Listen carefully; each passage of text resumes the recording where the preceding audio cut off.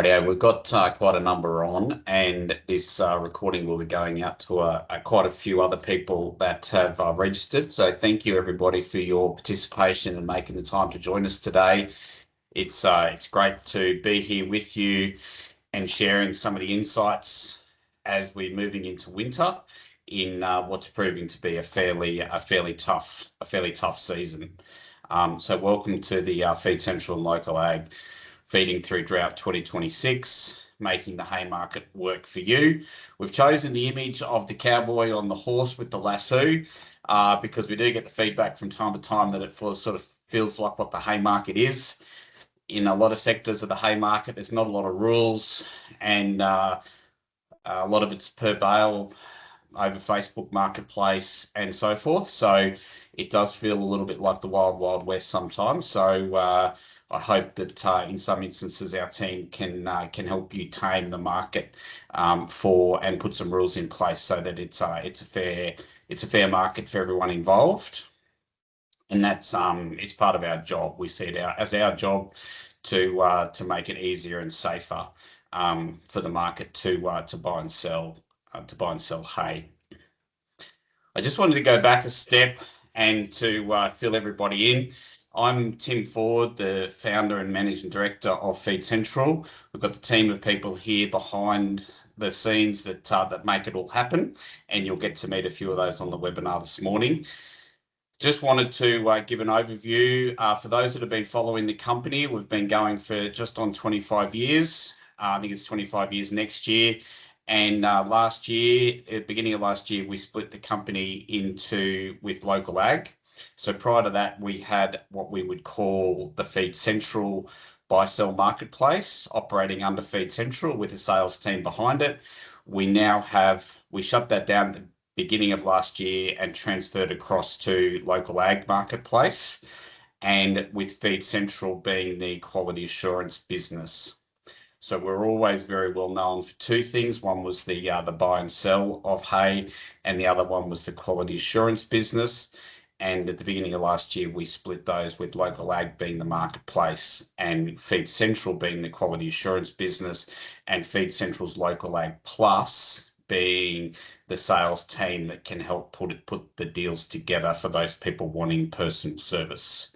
All of those businesses and activities are equally important within our group, and it's a great way to be able to do business and to present ourselves in the market. So I just wanted to go through a little bit of what Feed Central is. So more and more we're honing what Feed Central as a business is. So Feed Central as a business is a quality assurance, risk management and biosecurity business, especially focusing on hay. Through that, we have memberships. We offer accreditation and certification for growers and contractors so they can get some recognition for the work that they do and the good quality work that they do. It also helps them put hay up onto the LocalAg marketplace with certification and accreditation really easily. And the other part of our business is information, travel, events and training, all within the fodder industry. So today is an example of what we do within the information, travel and events. This webinar is an example of that. On the quality assurance side of it, Steve will talk about this more later, but quality assurance is a very big part of the Feed Central business, and we've been doing this for over 25 years. LocalAg is a really innovative marketplace that allows people to do a lot of research on what they're buying. LocalAg does specialise in hay. We also have listings of machinery, grain, livestock, etc. on the LocalAg marketplace. And you will see that within the LocalAg marketplace, it's very easy to deal with the sales team, call the sales team, which is what we call LocalAg Plus, or you can initiate a chat from the marketplace, from the listing, and the buyers and sellers can chat directly, and the contracts can be built into the chat, and then there's a secure payment system all built through the chat. So it's a very innovative chat GPT style process where within the chat you can do a lot of things. So we're getting great feedback about that. People are getting used to it. The people that are using it are loving it. And then on the marketplace, we have the Feed Central Quality Assurance layer over the marketplace. So Feed Central Quality Assurance comes over the marketplace and layers into it and gives the whole process a lot of integrity. That's a brief overview of the businesses that we're running within the Feed Central group. Today we're going to hear from a number of three speakers, being Steve Page, Dave Clothier, and Hugh Ford. Hugh Ford has stepped off the bench and come in place of Anthony Balzer. A lot of people know Anthony. He's taken very unwell this morning, so we appreciate Hugh stepping in, coming up off the bench to fill Anthony's shoes today.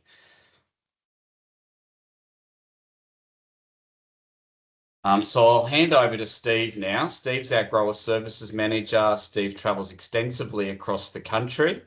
I'll continue to moderate. So speakers, just let me know when you're ready to move on to the next slide. If you're talking too long, I'll move on to the next slide myself, which is a great hint that it's time to move on to the next slide. So a lot of people know Steve's based in Gundawindi, been with us for a long time. Extensive knowledge about hay quality. Steve manages everything to do with our suppliers and our production side. So I will hand over to Steve. Thanks, Tim. Yeah, as Tim says, I travel extensively, and I've just come back from being on the road for 3 weeks. I have been back for a week, and as a lot of you would know, we have had a major rain event go through the region in that time. So a little bit of this information is potentially outdated, but when I left Gundawindi back in the beginning of April, it was extremely dry from that Gundawindi region down really to Dubbo in that region.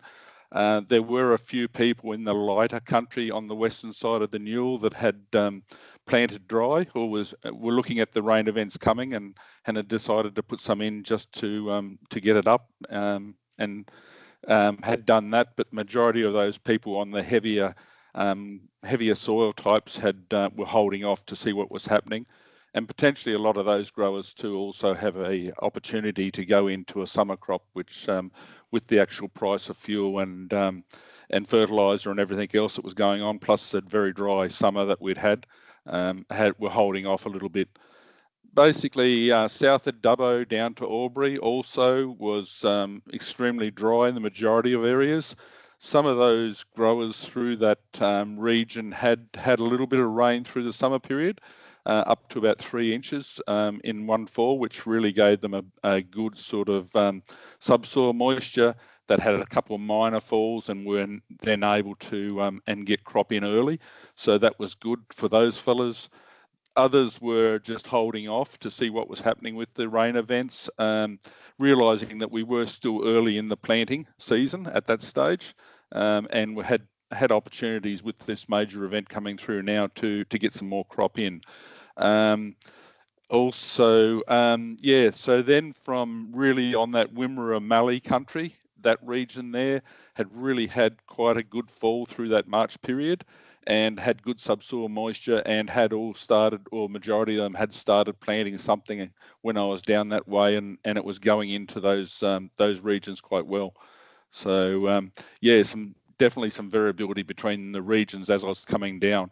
Seeing a few trucks on the road, but not as many as we have previously seen in other droughts. So, and also going in all directions, not just heading north, or some of them were going south, even some were coming back down from north into that Victorian area. Thanks, Tim. So we have a number of inspectors set up around Australia, and this is an indication of where we've got them. We have a full training program with them going on all the time. We keep them up to date on different changes that are happening and other incoming things we can improve our inspection process on. So these people are right up to date with what's happening within the industry and the inspection process. Thanks, Tim. We are also adding more inspectors into the program too this year. So the on-farm process, we've basically, we go on farm, do the inspections, we do moisture readings, we do sample collections. So we do a call, we do a grab. We have basically look right around the whole lot. So in our visual inspection, we're looking for color, we're looking for stem thickness, length, moistures, of course, and then also the aroma, if there's any issues with that. We're looking for dust, any contamination of the product. So that all comes up within our inspection process. Thanks, Tim. And goes on to the quality certificate. So the quality certificate shows you, that gives you that full visual inspection. Those core samples that we take, they come up into the lab and they are ground, and then we do an NIR test on those to give us the full feed test that appears on the quality certificate. And the grab sample is also retained here.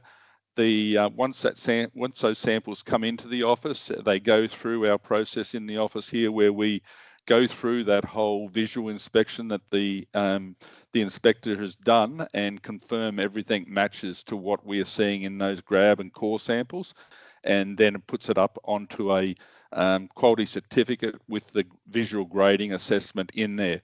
So there are two parts to our quality certificate, which you understand is the visual grade, which is totally separate to the actual feed test side of things. So the visual grade is actually it's totally separate. So what you see in the visual grade is what we actually see in the shed, and the quality of the product and how it looks, where the actual feed test is what the NIR machine, the information we get back through the NIR machine, and how it was assessed on that with that, and gives you all those criteria that you look for in the feed test results. So we've got our 4 different grades, and as you can see, it's from FCAA, which is extremely good, to an FCC, which is normally stuff that's been damaged or something through the whole process, or has been baled too high in moisture. The whole visual grade side of things, there's a number of categories that we fill out, and each category has got a numerical grading system behind that, which then gives us our final grade. Thanks, Tim. So we look at the ME side. So these are, when you're looking at the feed test results, these are the categories, most categories. There's a number of different areas you should be looking at, but these are the main 3. So your ME, your energy side of things, which is one of your major ones to be looking at, it's usually the higher, the biggest limiting factor in a drought feeding situation. If ME is too low, the stock will struggle to maintain their weight, regardless of how much hay they eat. So you can see by there, you can see your different guides, energy levels. If you're looking at the NIR test, if it's below 8, then you've got an issue. With your energy, your moderate one is there between 8 and 9.5, and then your better quality stuff is 9.5 for your ME. So when we look at when you're looking at cereal hay, if you've got something that's basically an ME of 10 and a crude protein of 10 and a good low NDF, we actually we've referred to that always in the office here as rocket fuel, because it's a very, very good product. So it would be in that AA category, potentially in your visual inspection too. So everything else would be, bar for the moistures. If everything else is right there in the moistures, that's really good, quality hay. So your crude protein, that it really supports the rumen. It keeps that those microbes and digestion working through the drought. So it keeps the rumen alive and active, so the actual beast can make the most of what's being fed to it. But you've got to actually work that to the class of the animal too, what you are feeding and what you need for it too. So the NDF is, I look at that as non-digestible fibre. That's the way I've always abbreviated it, because it's an easier one to understand. So the lower the NDF, the better. So under 50% is where, that's the beast is making the most of it. They can eat as much as they possibly can to get what they need out of the product. So if the NDF is high, then basically a lot of that is coming out the other end of them, and they're not making very good use of the crude protein or the ME. So you really need a combination of all three to make the most of what you're buying. So nutrition, really it's a good idea to have a nutritionist always looking and helping you select what hay is there, because there's quite a bit that goes into the NIR report and what you should be looking at for what animal, what beast. Thanks, Tim. So when that hay arrives, or as it's coming, it's great to be able to keep in contact with the truck driver, organising times, everything. This just makes everything go smoother for when the truck arrives. Any hazards he's going to be coming into the farm on, if there's low power lines or if there's a bit of a wonky grid or something like that he's coming in on, the roads need a certain way of going. There's nothing worse than a truck going up the wrong drive and then having to try and turn around and come back out again. It's not the easiest process in some instances. So it's always good to have that real open communication with the truck driver. And when the hay arrives there, have a good walk around, just making sure it is what you actually purchased. We have processes when the inspector arrives on the farm, when he's originally doing the visual inspection. Once that lot is assessed, we actually tag it, and that tag goes on that shed, on those bays or whatever, to put that hay, make sure they pick up the right hay. But sometimes the process can get a little bit wonky, and if the manager's away or the owner's away and someone else is loading that hay, sometimes the wrong hay can go on those trucks. So make sure what's showing up is you're happy with it before you start unloading it. Have a moisture meter. Make sure there's nothing. Make sure that those bales are the right moisture and everything to be putting in your shed or doing what you need to do. If there are any high moisture bales, and that may be just because the truck on the way up hit a storm or something like that, you may have a few bales sort of high in moisture. Don't put those in the shed. Keep them out, keep them separated well away from the shed, and just keep an eye on them. If you can possibly use them as quickly as possible, because it's not going to damage quickly. It's only moisture potentially on the outside of the bales. So if you can make use of those bales quickly, that's good. So the moisture meter is an extremely important part of what you're doing. Large square bales under 16%. And if you have any issues, yes, just as I say, keep them separate from the other bales. Thanks, Tim. As I say, safety. When they arrive, make sure that whoever's operating the loader knows what they're doing and how they're doing it. If just look at the bales, look at how they're sitting on the truck, make sure they're all of a similar sort of weight and structure, and also any soft bales, keep them aside, put them on top if you're stacking them into into a situation. Make sure that they're stacked on the top, not on the bottom, where you're going to have issues with bales falling over. Make sure the kids and any pets or anything like that are out of the way, so you're not going to run over them. Just be careful of anyone else in the situation, like the truck driver. Make sure he's not standing on the other side of the truck as you're sort of unloading bales on the other side. They can fall off the other other side. Use spotters. If you're stacking high in the shed and everything like that, make sure that you keep an eye on where they are all the time. If you're stacking quite high in the shed, have spotters and make sure everything's going in safely. and yeah, stay well clear of those power lines if you've got that issue. Thanks, Tim. So you've got a number of options. If it's fine if you're going to be using a lot of hay very quickly and you don't really want to be putting it in the shed, it's fine to actually stack it outside. Yeah, but you don't want it really sitting out there for long periods. It will deteriorate, and as you can have a look at down the bottom of this slide, you can actually see the actual true cost of having hay sit outside. So these figures were done over a 6-month period on how quickly that hay can deteriorate and what it's costing you. So yeah, if it's going outside and you're going to use it quickly, that's fine. If it's going to be there for say 6 months and you've got hay caps, that's fine, but no longer than 6 months. And that's the same for the tarp. If you're going to put them under a tarp outside, 6 months, you know, make sure it's not any longer than that. Because it does deteriorate. Tarps will not actually stop all the moisture getting in.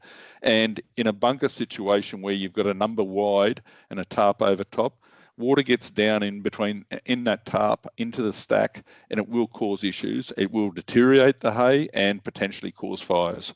So yeah, that can be a lot of things. In a shed, look, hay can last years in a shed. So yeah, you know, if you've got the opportunity to put it in a shed, do. That's the best option. When you are stacking it also, stack it so you can go 3 and then another 3 on top. But if you've got a number of rows sort of thing, stack it across so it locks in. And then have a stepped end to those areas. That's included in a shed and everything. You know, sheds win. It's a long-term investment. There's plenty of advantages to having a quality shed on the farm. Yeah, so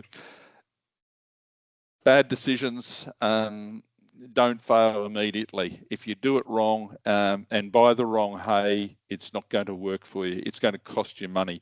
So don't wait until, you know, make the right decision early and do it right the first time, and that will save you a lot of money in the long run. Thanks, Tim. Thanks, Steve. That's a great presentation and a few tips there. I particularly love the hay safety tips. It's something that we are working on more and more. It's a very underrated, and a lot of people, you know, would prefer not to talk about it. So I appreciate your comments and tips there. I'd love to see us all making a commitment towards hay safety. We acknowledge and put a lot of resources behind Hay Safety Day every October, but really every day should be Hay Safety Day. There is, we would all know somebody killed or seriously injured by a hay bale, and there's all sorts of things we can do to present it. The number one thing is just keep talking about it and just keep reminding ourselves and each other and our teams about it. So yeah, I really appreciate that addition to the slide pack there, Steve. I think it's something that we can't stop talking about, and great tips about storage and hay shed fires, and also as well.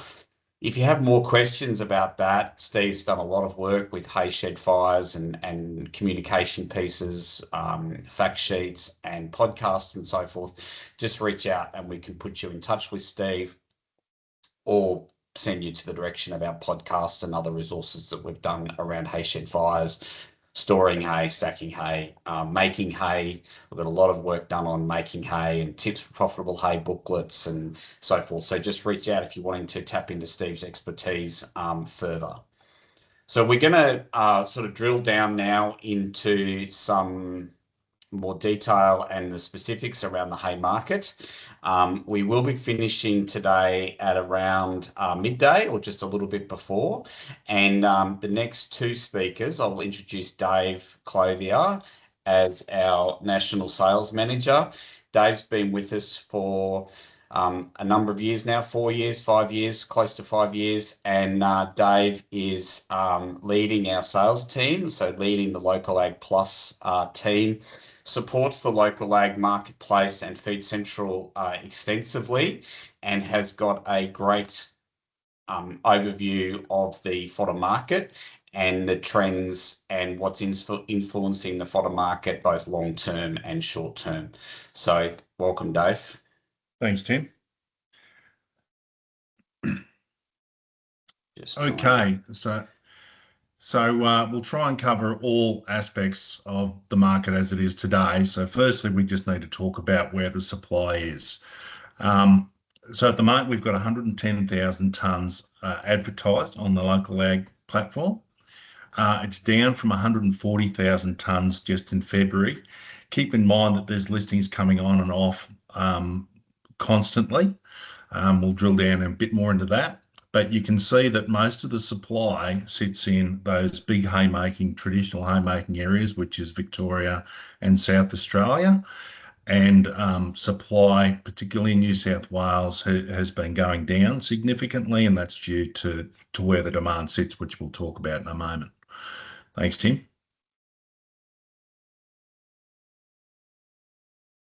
Okay, so just a bit of an overview of what's in the system at the moment, just to help you understand what you might be looking for, what sort of volumes sit in the market today.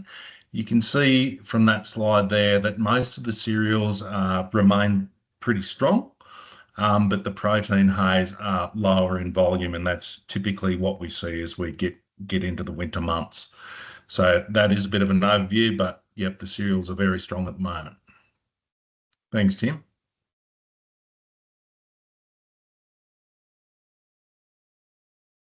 Next slide, please. Yep.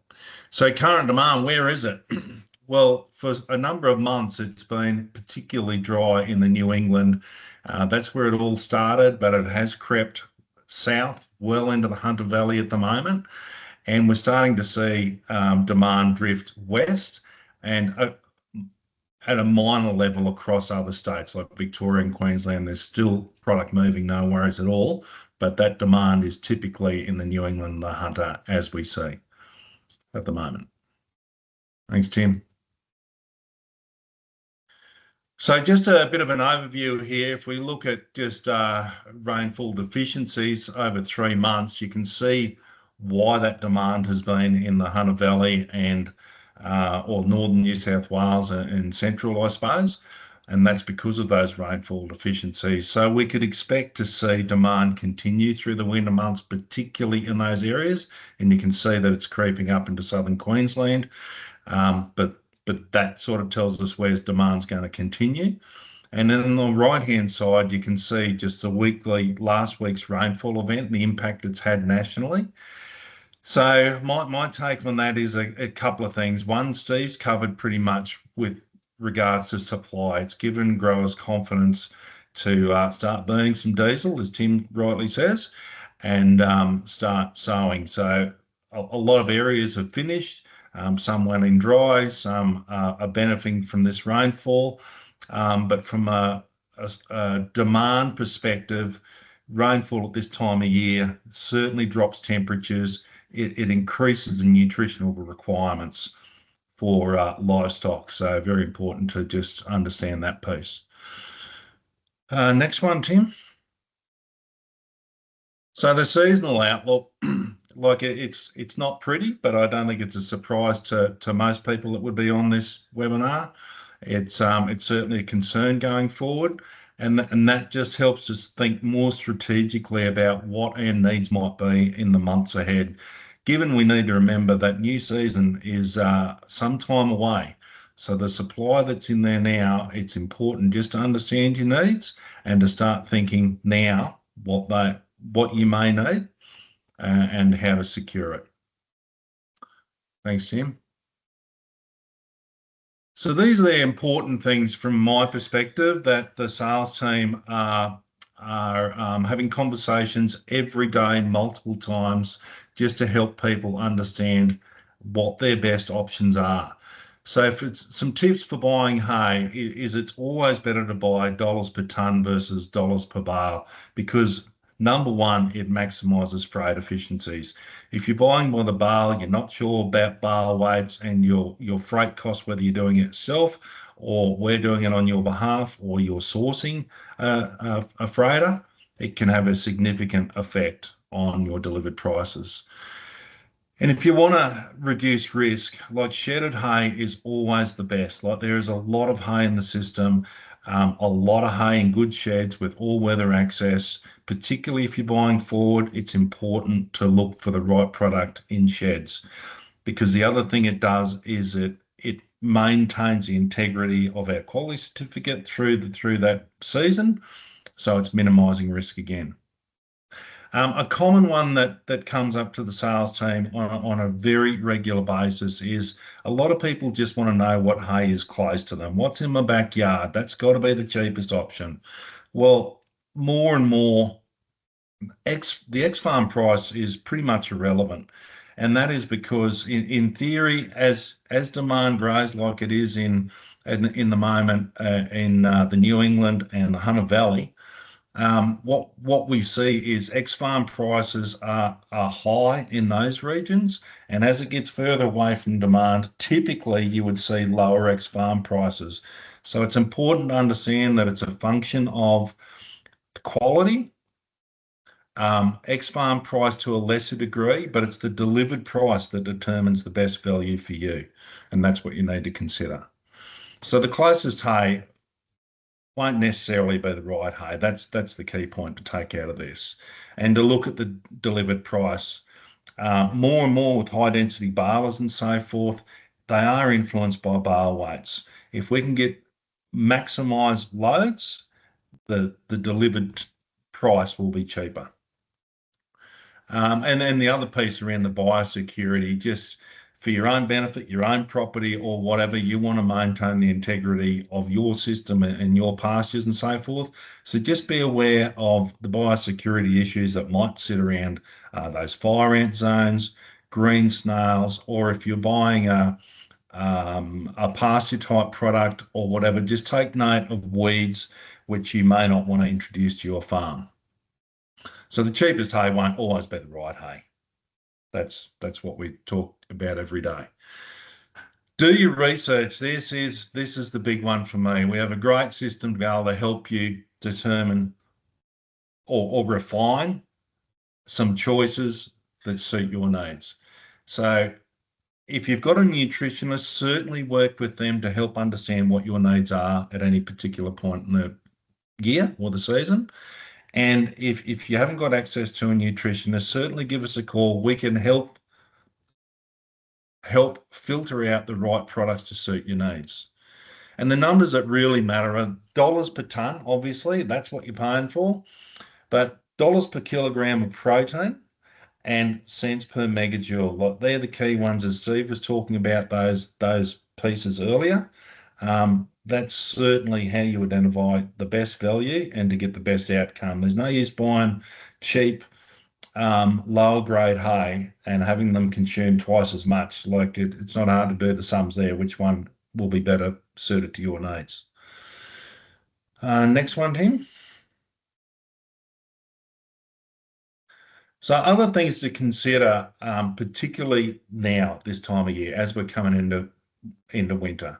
What volume do I need? Do I need to just buy a load now, or do I need to source a larger volume to see me through the winter months?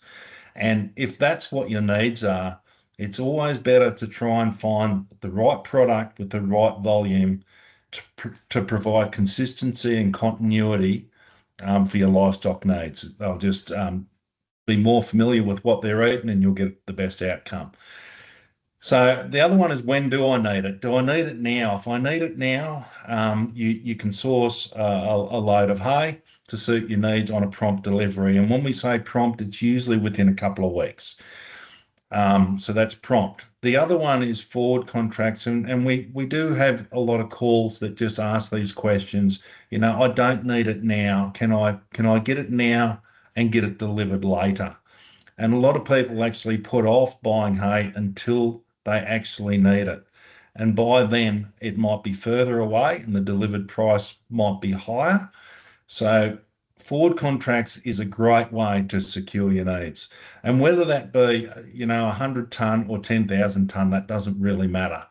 But forward contracts allow our buyers to buy at today's price, a spread delivery. And when we say spread delivery, that's tailored to your needs. So whatever works for you, we can work with our sellers to get the right outcome for you. And a little piece that a lot of people are not aware of is if you need multiple loads, a great way to do it, and we can add this clause into our contracts, is it can be subject to first load. If you're a little bit iffy, like you're locking in at today's price, you've done all your homework and research, that's the lot I want, secure the number of loads you need, subject to first load. So when that first load turns up and you go, yep, that's what I want, let's keep it going, well, it's secured, the job's done. So again, just do your research. And if you hit a stumbling block somewhere, pick up the phone, give us a call. We're happy to help. Thanks, Tim. Thanks, Dave. I wanted to go back to this slide a little bit and just drill into this dollars per tonne delivered, which obviously then has a big impact on the dollars per kg of protein delivered and the cents per megajoule of energy delivered. Do you think the average buyer that you talk to, because you're dealing with a number of people every day, how many of them really understand the importance of this dollars per tonne delivered?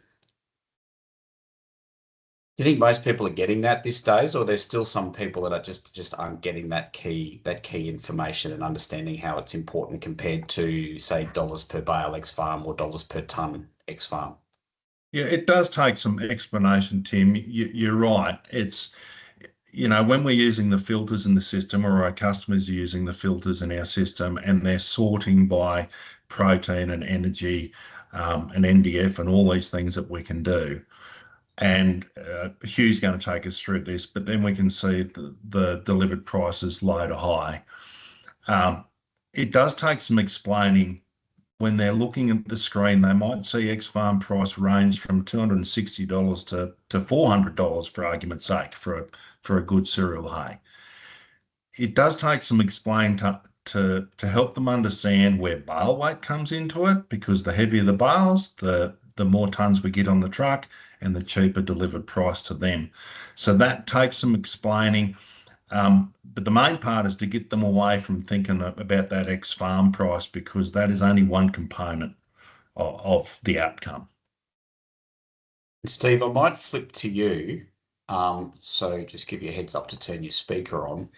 Are you seeing, because you've got so much to do with the growers, are the growers getting the message about the efficiencies with bale weight, and are they aware of what a big impact that can have to the delivered price and therefore the competitiveness? Because so often we see hay that's, even with current fuel rates, we see hay that's 500 kilometres away versus hay that's 300 kilometres away.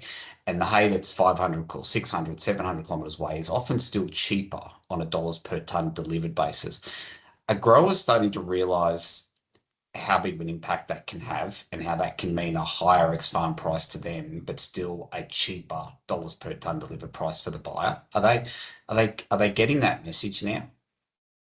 Yeah, I think so, Tim.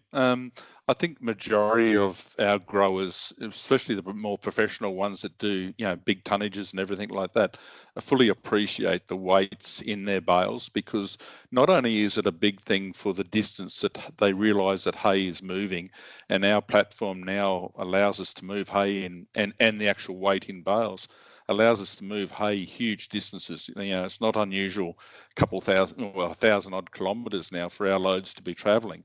So, but also the efficiencies, not only for the grower, but also for the buyer, on a number of tonnes that they can actually store in a shed or store under tarp or whatever.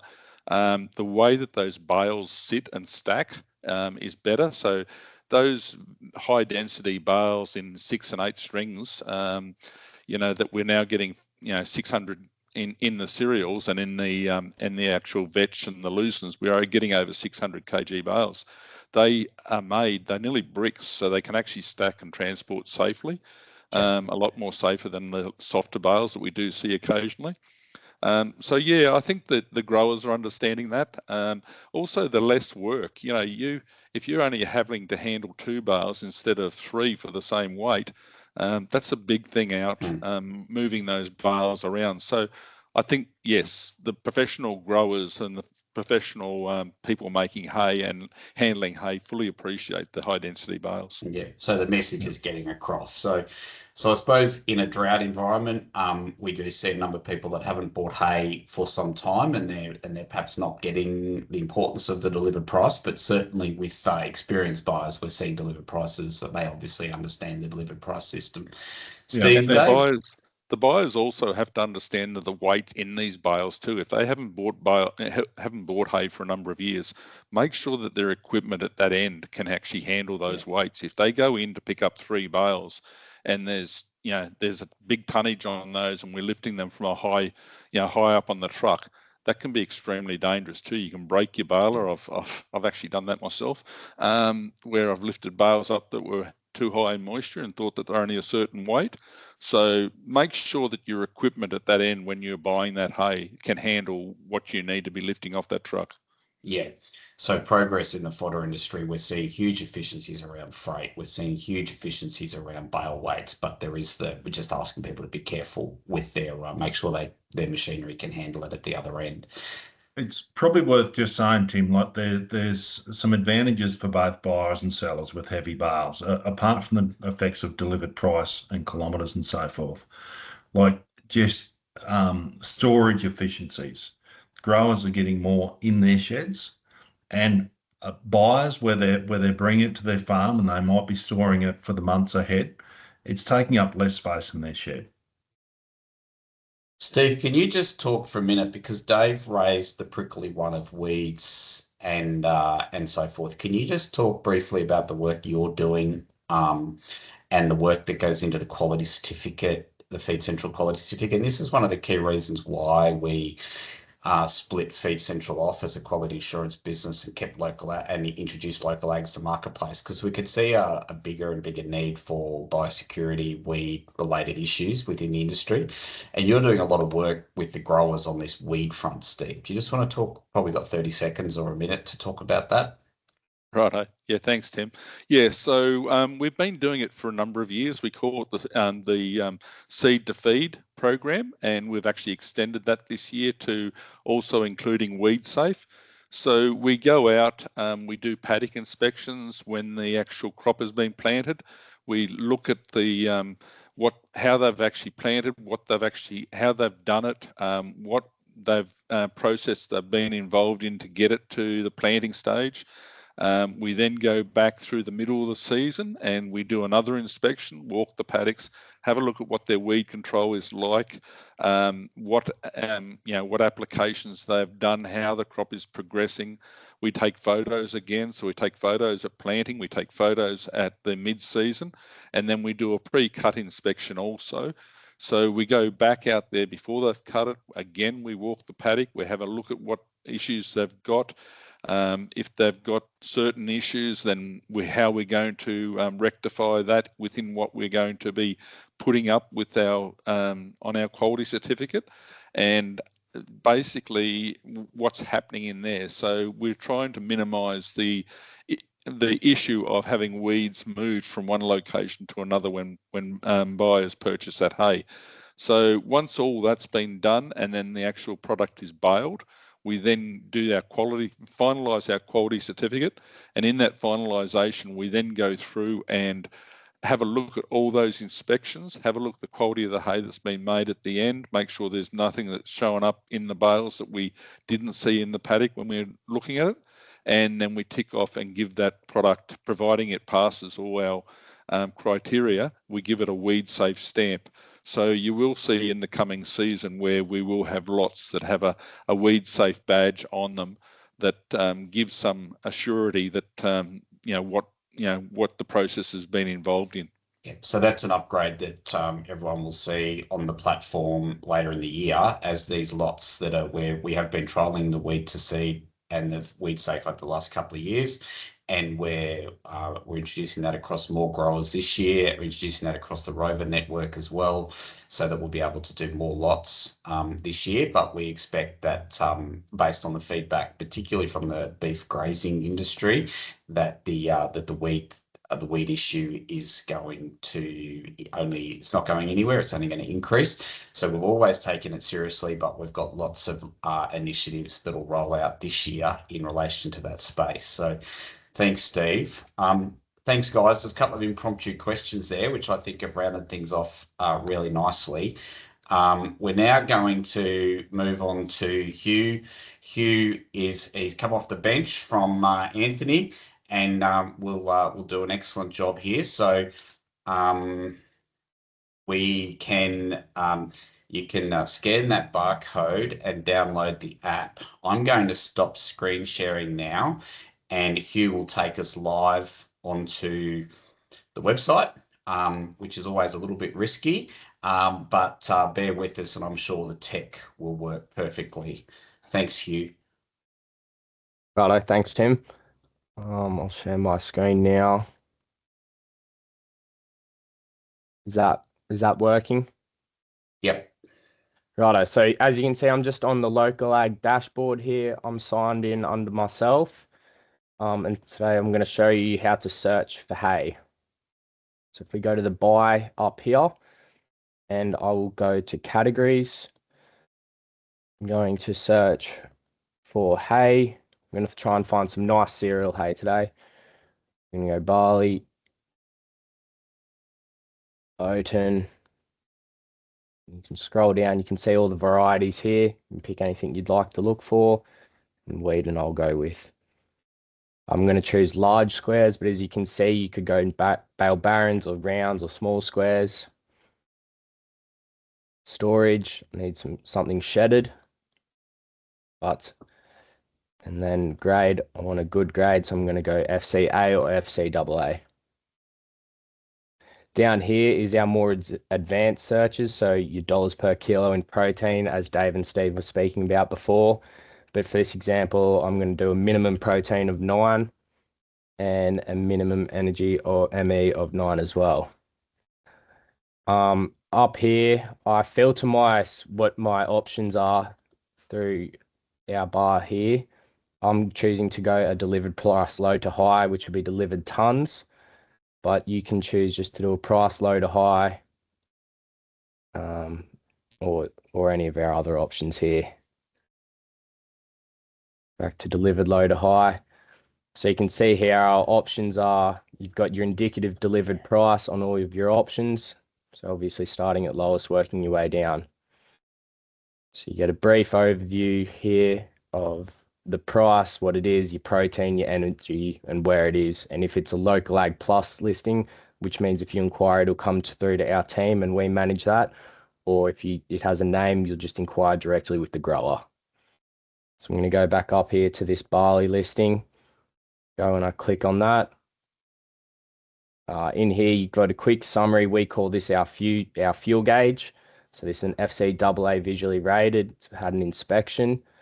Down here, you can more visual inspections, moisture, weeds, harvesting, all that kind of stuff. And then here you can see your feed test. You can go into a fair bit of detail there. If you've decided this is the right lot for you and you want to have a look at how the delivered price works, you click there and you get a quick breakdown of of the costs. This is all pretty rough, but we'll give you a good idea of what it's going to cost. Now, if I wanted to buy this one or get a quote, I click here. I just simply send a chat to the LocalAg Plus team, as this is a LocalAg Plus team lot. Still available. Send that off. And I'm sure you would get chat reply back.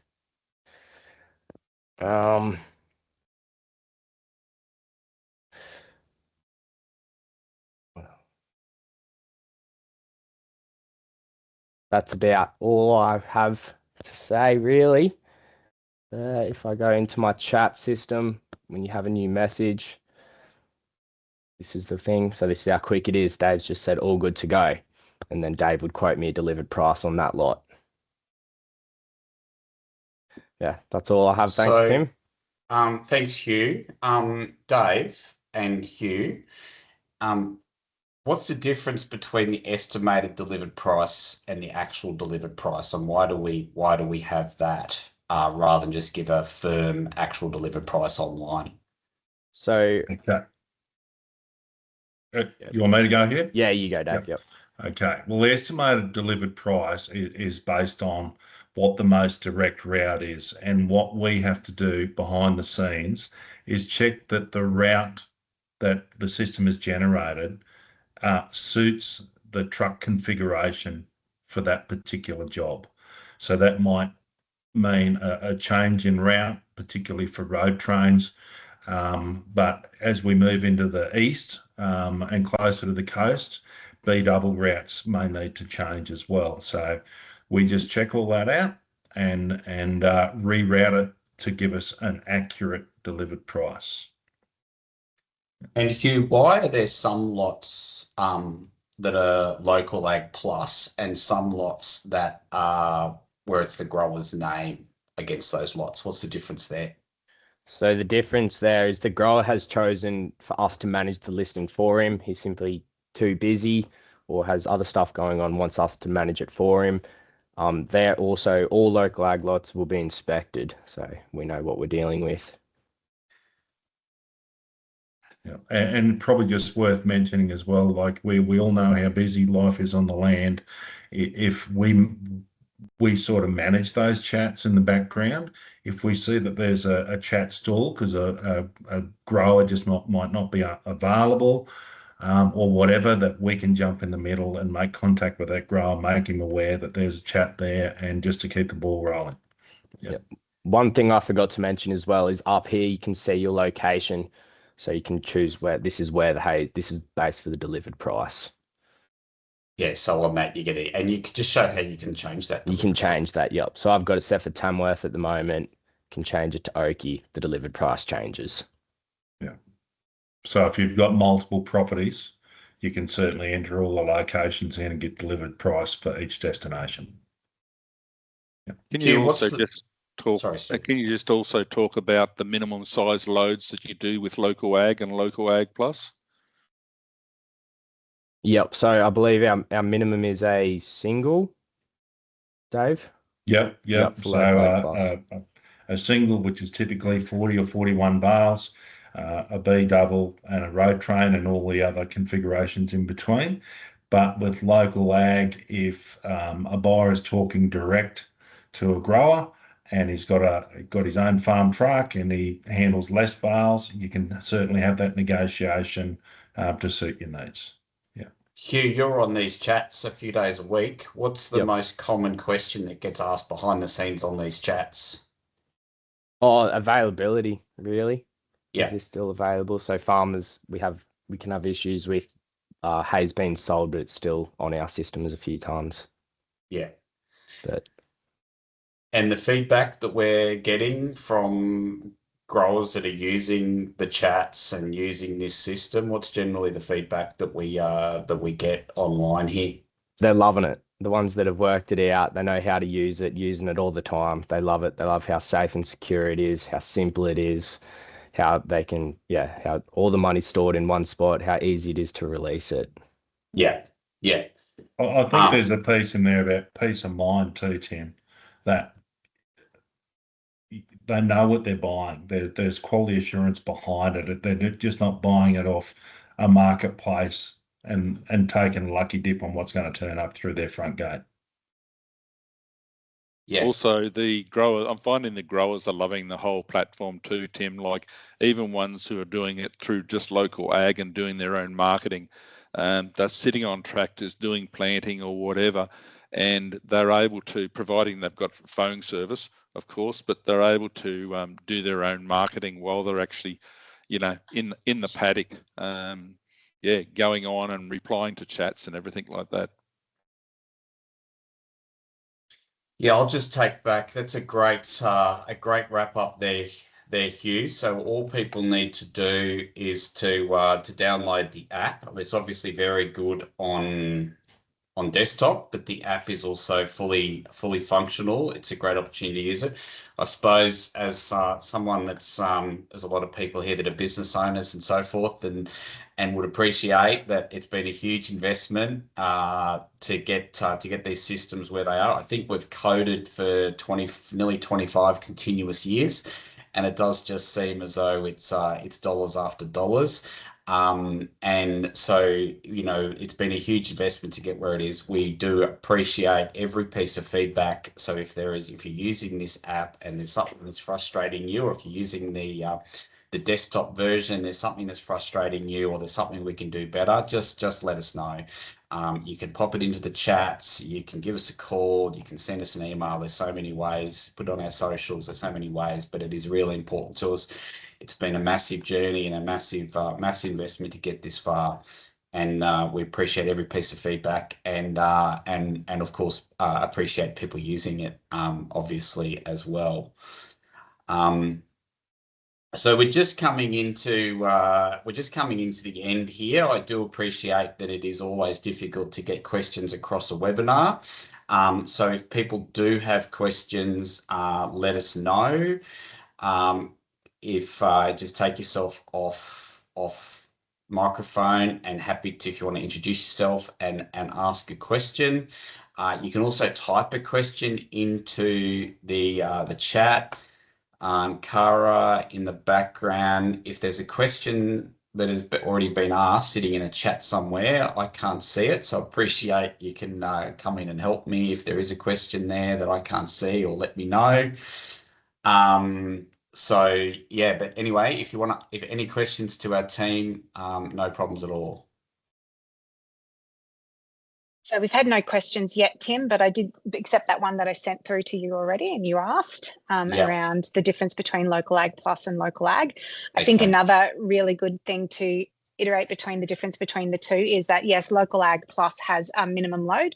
LocalAg does not. It's designed for one small square bale to be sold all the way up to multiple loads of large squares. Yeah. The big thing about LocalAg Plus too is that there's a team of people here. Traditionally, what we knew as the Feed Central sales team is the LocalAg Plus team, and they're here to help and work the deal through over the phone in a traditional, really solid customer service experience. So. And that's, I suppose, you know, it's surprising, you know, from a business owner's perspective. Once again, there's a whole heap of clients out there across the country. Some of them want to deal with us on chat. Some of us want to deal on email. Some want to deal on text. Some want to deal on the phone. Some want to deal on the farm, and some want all of the above. And the system is there to facilitate that. And Dave leads a team of salespeople that can help get really work it out and take you through all the biosecurity and quality assurance and freight, logistics, all that sort of stuff. So if you prefer the traditional service, then Dave's team is here to help. Yeah, probably fair to say, Tim, as well, that we do extend beyond hay and straw. So all other feed commodities, if you need some help and you need us to source something for you, just reach out. So the key takeaway from today's webinar is do your research and make sure you get it right. You don't have to believe. Often in these drought environments, you get a lot of media hype that there's not going to be any hay left and so forth. Even in those environments, we just ask people to slow down, do your research. At the end of the day, you're more than welcome to use our system just to do the research. That's perfectly okay with us. If you want to go and buy hay from your neighbour, but you want to help use our system to help determine a fair price, go for it. We that's what it's there for, and we fully appreciate and value that. That's what a lot of people will use it for. And so the key message here is do your research. As Steve said, I love this one. Bad decisions don't fail immediately. They wait until you're fully committed and then ruin everything. So whether you're making hay or buying hay, just slow down, do the research, dot the I's, cross the T's, and use our system and other resources that are out there to get it right. We're here to help. We've got a big team. Appreciate everyone's attendance today. If there's anything we can do to help, let us know. Appreciate your feedback as well on this webinar. If we haven't covered anything that you think we should have covered, we've got broad shoulders. Just reach out and let us know. Tim, also just to say that we've got plenty of other information in our resources section there, that plenty of reading and plenty of podcasts and everything to listen to that help also with what we've discussed today. Yeah, and so to hit the Feed Central website and the LocalAg website for those resources. Thanks, Steve. Appreciate the attendance of our rovers who have attended today. Quite a number of them have attended today. And also to our rural stores, nutritionalists, agronomists, and our other partners. We greatly appreciate their attendance and the time they've put in today. Thank you, everybody.